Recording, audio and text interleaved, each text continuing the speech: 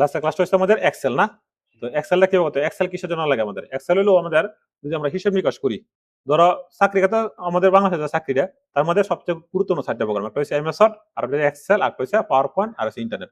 এই 4টা প্রোগ্রাম হলে তুমি যে কোনো চাকরি নিতে পারবা।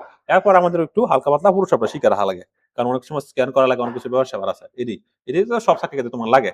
তো প্রথমে তুমি এক্সেল করতে গেলে তুমি দেখবা যে আমরা এই যে কম্পিউটার চালাতেছি না, আমি যদি ক্লিক দিই, ক্লিক দেওয়ার পরে এই যে আছে না, তাহলে এমএস ওয়ার্ডের কাজ কিন্তু শেষ। এখন হচ্ছে আমাদের এক্সেলের মধ্যে আমরা এনে আসবো। আসার পরে এক্সেলের এনে ক্লিক দেবো। আমরা ভার্সনের কথা চালাই, আমি করছি ওপি 2019 ভার্সনটা চালাই। এনে ক্লিক দিলাম। ক্লিক দেওয়ার পরে এখন প্রথমে আমরা যে সময় গণিত শিখছি, তো গণিত শেখার সময় আমরা প্রথম যোগ বিয়োগ ভাগ শিখছি না, ভাগ শিখছি। তো প্রথমে তুমি কি করবা, এই যে তো এক্সেলের দুইটা জিনিস গুরুত্বপূর্ণ। একটা এই যে ফাইল আছে না, এটি কিন্তু সবকিছু আমরা এমএস বুঝে যাচ্ছি, এটা তোমার কোনো কাজ নাই, হালকা পাতলা। কিন্তু কাজ হচ্ছে তোমার এটির ভিতরে, হ্যাঁ, এই সবচেয়ে বেশি কাজ।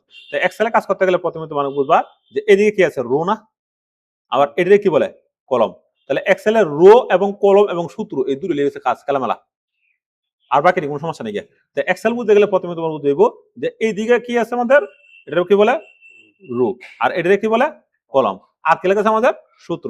তো প্রথমে তুমি কি করলে, এনে দিলা নং, তারপর নং দিলাম, আর নং মনে করো দেওয়ার পরে এদিকে দিলাম আমরা ধরো নেম।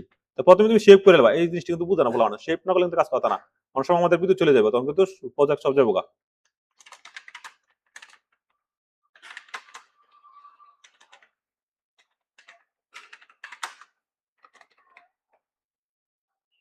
ডেস্কটপ, তারপরে শেপ, তাহলে হয়ে গেছে আমাদের। তো প্রথমে তুমি মনে করো যে নেম দিলাম আমরা, নং দিলাম, এরপরে তোমার মনে করো যে কোন সাবজেক্ট, ধরো আমরা সাবজেক্ট দিলাম বাংলা, তারপর ট্যাব দেও, তারপরে ধরো ধরো আমরা দিলাম ইংলিশ,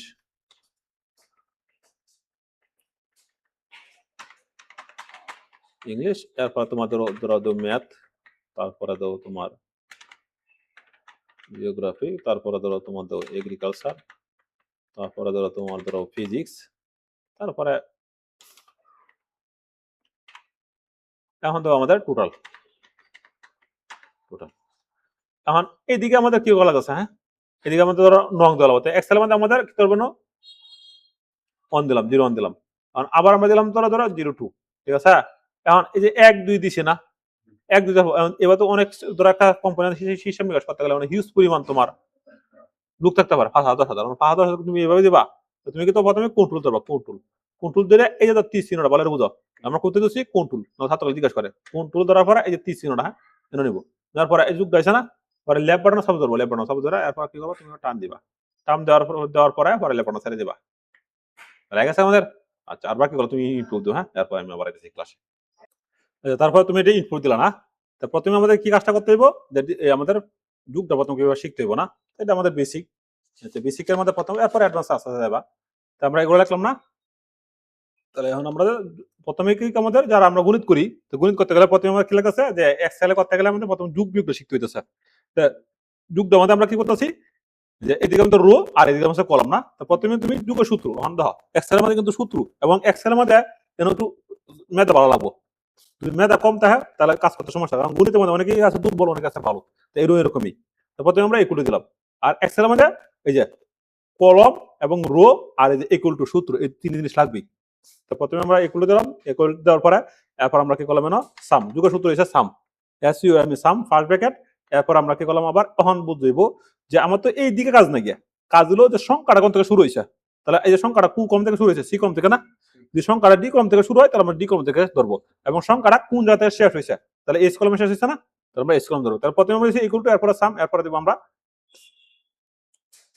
সাম, লেয়ার পরে এখন আমাদের সংখ্যাটা সি, এই যে কলমটা সি, এরপরে সি লাগু কোথায় আছে, সির এই যে 2 আছে, হ্যাঁ, তাহলে আমরা কি করবো 2 দিব, 2 দেওয়ার পরে এটা ব্লক করছে, দেখবো ব্লক করছে নাকি, অনেকে আমি আনতে দিলা, দেওয়ার পরে এরপর আমরা কি করবো, কুলন বের করবো, কুলন বের করার পরে এরপরে এন শেষ হয়ে যাবো না, এই শেষ না, এরপর আমরা কি করবো দিব এইচ, এরপরে দিব আমরা অন সিরিয়াল কোথায় আছে আমাদের 2, আমরা দিব 2।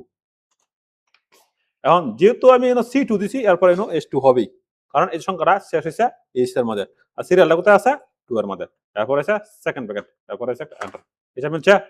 আচ্ছা, এখন এটা বলো তো কিভাবে হইব, প্রথমেই সাম, তারপরে আছে ফার্স্ট ব্র্যাকেট, এখন আমাদের সংখ্যার কথা শুরু হয়েছে সি, তার মানে এখন কলমটা কোথায় আছে আমাদের 3 এর মধ্যে আছে কিন্তু রোটা, তার মানে 3, এই যে ওখান থেকে ব্লক করছে নাকি, হ্যাঁ, এই জিনিসটা দেখবা ব্লক করছে নাকি, ব্লক না করাতে কিন্তু কাজ করতো না। আর এবং এক্সেলে তুমি যদি ভালো এক্সেল হিসাব করতে পারো, তাহলে মান্থলি সংখ্যা চাকরি করতে পারবা, দেখো 40,000 50,000 1 লাখ টাকা উপরে বেতন দেয়। এরপর আমরা দিলাম আবার এনো এইচ, তারপর আবার আছে 3, এরপর আছে সেকেন্ড ব্র্যাকেট, তারপরে আছে আমাদের একটা এন্টার। তো লেখা আছে আমাদের। এরপরে আমরা তখন এইভাবে হিসাব বের করা সম্ভব না, তখন তুমি করবা ক্লিক করবা, ক্লিক করার পরে এই যে এটা ক্লিক দেবা, ক্লিক দেওয়ার পরে এই যে এই যে কই দিচ্ছি আমরা, এই যে টি চিহ্নটা আছে না, এই টি চিহ্নের মধ্যে প্লাস চিহ্নটা এবার নিবা, যখন প্লাস চিহ্নটা আয় তখন লেফট বাটন দেবা কিবোর্ডে, মাউসের লেফট বাটন সাব দেবা ডান হাতে, সাব দেওয়ার পরে এবার টান দিবা, ঠিক আছে গা? আচ্ছা, এরপর তুমি মনে না তাহলে এই যে টি চিহ্নটা আছে না, এই টি চিহ্নের মধ্যে কি করবা, ডবল ক্লিক দিবা, ঠিক আছে গা? আচ্ছা, তাহলে আমাদের হিসাব সব মিলে যায় এবং এক্সেল কাজ চাকরি করতে সারাদিন আমরা করতে পারবা, কারণ এটা সূত্র খেলা, বুঝার খেলা। তাহলে আমরা বুঝলাম না যুগটা কিভাবে করে, এখন ধরো বিয়োগটা, তো বিয়োগটা করতে গেলে ধরো এটা আমাদের আমরা ডিভাইড দিলাম, এখন এন থেকে ধরো আমাদের আছে ধরো 100, ধরো দিলাম আমরা দিলাম 50, দিলাম ধরো 60, তারপরে ধরো আমরা ডামি দিই, হ্যাঁ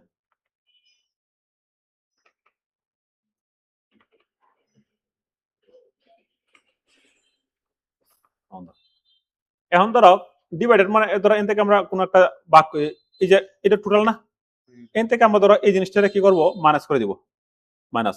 এখন যদি আমরা মাইনাস করতাম চাই, ধরো এন থেকে আমরা বাদ দিব 443 টাকা থেকে 100 টাকা বাদ দিলাম, তার কত টাকা আছে ধরো টোটাল দিলাম টোটাল, তাহলে এটা থেকে যদি আমরা এটা বাদ দিই তাহলে আমরা ইকুয়াল দিব, দেওয়ার পরে বিয়োগ সূত্র কোন রইব, যে এই যে টোটাল আছে না, টোটাল টোটাল ধরো আমরা দিলাম আই, তারপর 2, এরপর দিয়ে আমরা মাইনাস বার করবো, এরপর যে এরপর আছে 2, এরপর আছে এন্টার, তার বাইরে গেছে আমাদের এই যে এতটা এত যদি বাদ যায় তাহলে এতটা এত, ঠিক আছে না?